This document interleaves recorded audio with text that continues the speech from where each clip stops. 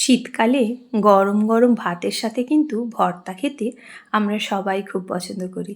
তাই আজকে আবারও একটা ভর্তার রেসিপি নিয়ে আপনাদের কাছে হাজির হয়েছি। আশা করছি আপনাদের ভীষণ ভালো লাগবে। নমস্কার, মৌমিতার হেসেলে আপনাদের সবাইকে স্বাগত জানিয়ে আজকে আবারও একটা নতুন রেসিপি নিয়ে আপনাদের কাছে হাজির হয়েছি। আশা করছি আপনারা সবাই খুব ভালো আছেন। দেখুন, আজকে যে রেসিপিটা বানাবো তার জন্য নিয়েছি প্রথমে মুসুরির ডাল। আমি মুসুরির ডাল 1 কাপ পরিমাণ নিয়েছি। আপনারা ডালের পরিমাপটা আপনাদের মতো করে নিয়ে নেবেন। এবারেই জল দিয়ে বেশ ভালো করে কয়েকবার জল পাল্টে ডালটা ধুয়ে নিতে হবে। এই শীতকালে এই ভর্তাটা যদি না খান তাহলে বলবো আপনারা কিন্তু মিস করে যাবেন। গরম গরম ভাতের সাথে এই ভর্তা খেতে কিন্তু দুর্দান্ত লাগে। আর নিয়েছি দেখুন অল্প একটুখানি ফুলকপি। এই ফুলকপিটা কিন্তু অবশ্যই দেবেন, তার জন্যই দুর্দান্ত টেস্ট হবে। একঘেয়েমি ফুলকপি খেতে ঝোল ভালো লাগছে না, এরমভাবে একবার ফুলকপি আর মুসুরির ডালের ভর্তাটা বানিয়ে দেখুন। ভীষণই ভালো লাগে আর খুব সহজ রান্না, রান্নার কোনো ঝামেলা নেই, অথচ টেস্টি।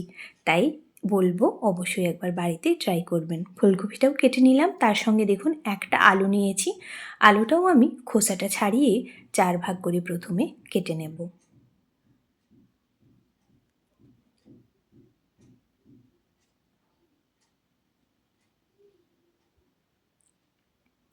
দেখুন, আলুটাও আমি খোসাটা ছাড়িয়ে এরম 4 ভাগ করে কেটে প্রথমেই ধুয়ে নেব।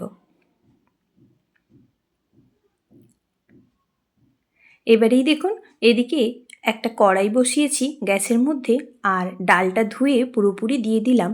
আমি এখানে 100 গ্রাম মতো কিন্তু ডাল নিয়েছি, আর তার সাথে জলটা কিন্তু এরম পরিমাপ দেবেন, 250 ml মতো জল দেবেন। তার থেকে বেশি জল দেবেন না, তাহলে কিন্তু সেদ্ধ হওয়ার পরেও জলটা শুকনো হবে না। তার উপর থেকেই দেখুন আলু আর ফুলকপিটা দিয়ে দিলাম একসাথে।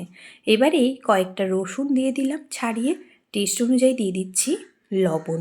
দিয়ে কিন্তু ঢেকে রেখে দেব যত সময় পর্যন্ত সেদ্ধ না হচ্ছে এই ফুলকপি, আলু আর মুসুরির ডালটা। এদিকে ডালটা সেদ্ধ হতে থাক। এদিকে দেখুন আমি 2টো পেঁয়াজ নিয়েছি। পেঁয়াজটাকেও কিন্তু একেবারেই ঝিরিঝিরি করে কেটে নিতে হবে। এই ভর্তাতে পেঁয়াজের পরিমাপটা কিন্তু অবশ্যই একটুখানি বেশি দেবেন, তাহলেই খেতে খুবই ভালো লাগে। দেখুন, পেঁয়াজগুলো আমার পুরোপুরি কাটা হয়ে গেছে, একটা বাটির মধ্যে নিয়ে নিয়েছি। এদিকে দেখুন ডালটাও কিন্তু খুব সুন্দরভাবে সেদ্ধ হয়ে গেছে। দেখুন, আলু, ডাল, ফুলকপি সব সুন্দরভাবে সেদ্ধ হয়ে গেছে, আর জলটাও দেখুন একেবারেই শুকনো হয়ে গেছে। এই পর্যায়ে এখানে অ্যাড করছি হলুদের গুঁড়ো কালারের জন্য। দিয়েই বেশ ভালো করে কিন্তু মিশিয়ে নিতে হবে।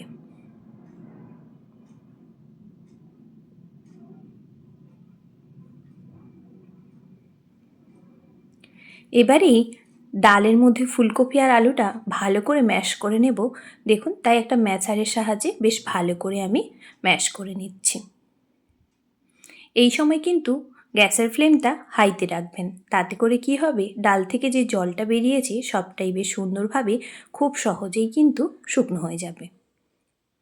দেখুন, ডালের জলটা কিন্তু অনেকটাই শুকনো হয়ে গেছে। ঠিক এই রকমভাবে শুকনো হয়ে গেলেই কিন্তু তারপরেই ডালটা আমি নামিয়ে রাখবো।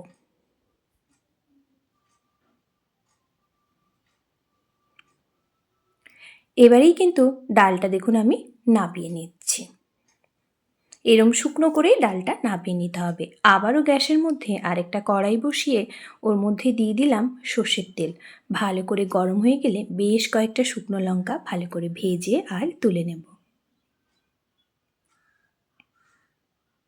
আর কিছুটা এই ভাজা তেলও কিন্তু তুলে রাখবেন, সবশেষে লাগবে কিন্তু, আর দারুণ টেস্টও লাগে। এবার ওই তেলের মধ্যেই দিয়ে দিলাম কালো জিরে আর কোচানো পেঁয়াজ, দিয়ে বেশ ভালো করে খানিকক্ষণ ভেজে নেব। পেঁয়াজগুলো কিন্তু একেবারেই গোল্ডেন ব্রাউন কালার হবে সেই পর্যন্ত ভেজে নিতে হবে।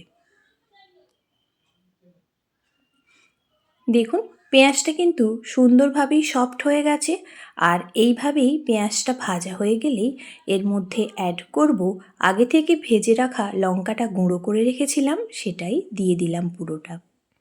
ঝালটা যেমন পছন্দ করবেন সেই অনুপাতে কিন্তু আপনারা শুকনো লঙ্কার ব্যবহার করবেন। এবারেই ওপর থেকে দিয়ে দিচ্ছি সেদ্ধ করা ডাল। ডালটা দেখুন একেবারেই কিন্তু এরম শক্ত হয়ে গেছে, এইরম পর্যাতেই কিন্তু দিয়ে দিতে হবে।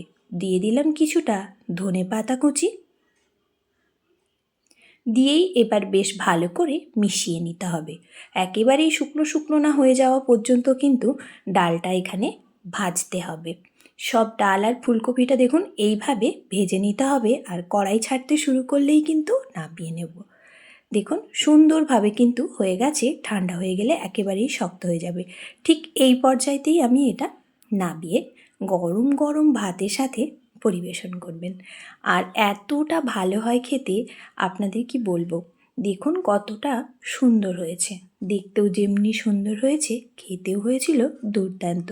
ওপর থেকে আরেকটা শুকনো লঙ্কা দিলাম, দিয়ে দিচ্ছি ভাজা সর্ষের তেল। তেলটা কিন্তু অবশ্যই গরম করে দেবেন, আর কাঁচা দিলে বেশি গন্ধ হয়, তাই কাঁচা দেবেন না, একটু গরম করে দেবেন।